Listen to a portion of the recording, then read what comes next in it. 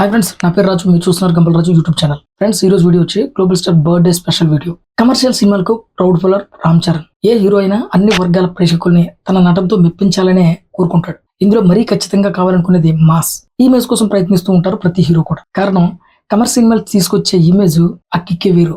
చిరంజీవికి నిలువెత్తు బలం మాస్.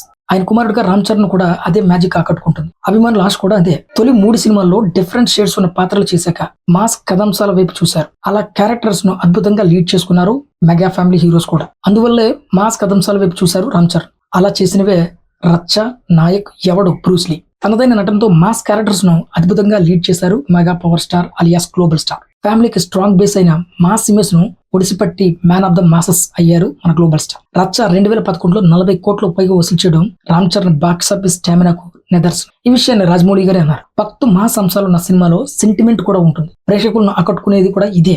రామ్ చరణ్ ఈ సినిమాలో గల్లీ బాయ్ గా ఆకట్టుకుంటాడు. ఫైట్స్, యాక్షన్ సన్నివేశాలు పండించి తనను తాను ప్రూవ్ చేసుకున్నారు. అందుకే రామ్ చరణ్ మొదటి 3 సినిమాల తర్వాత ఈ మాస్ సినిమా ఎంచుకున్నారనే చెప్పాలి. దీంతో మాస్ సినిమాలకు కమర్షియల్ గా రామ్ చరణ్ ఎంత ఫుల్ చేయగలరో నిరూపించుకున్నారు. ఇదే ఆయన చేత ఎవడు, నాయక్, బ్రూస్లీ వంటి సినిమాలు కూడా దక్కించుకునేలా చేసింది. సాధారణ కమర్షియల్ సినిమాల్లో పాటలు, ఫైట్లు పరిమితం కాకుండా ఊరిని రక్షించే పాత్రలో 2.5 గంటల సినిమా నిలబెట్టే హీరోగా ఎదిగారు రామ్ చరణ్. ఈ క్రమంలో వరుసగా చేసిన నాయక్, ఎవడు కూడా Ram Charan stamina box office వద్ద బలంగా నిలబెట్టాయి. చురకత్తి లాంటి చూపులు, బాడీ లాంగ్వేజ్ తో రామ్ చరణ్ క్రౌడ్ పుల్లర్ అయ్యారు. తర్వాత సినిమాల్లో మరోలా కనిపిస్తారు. గమనిస్తే రామ్ చరణ్ చిరుతలోను ఇప్పటికీ లుక్ లో పెద్ద తేడా ఏమి ఉండదు. ఈ పర్ఫెక్ట్ లుక్ కమర్షియల్ సినిమాలకు బాగా కలిసి వచ్చాయి. దీంతో మాస్ హీరోగా తనదైన ముద్ర వేసి అన్ని జోనర్స్ సినిమాలకు బాక్స్ ఆఫీస్ కింగ్ గా నిరూపించుకున్నారు.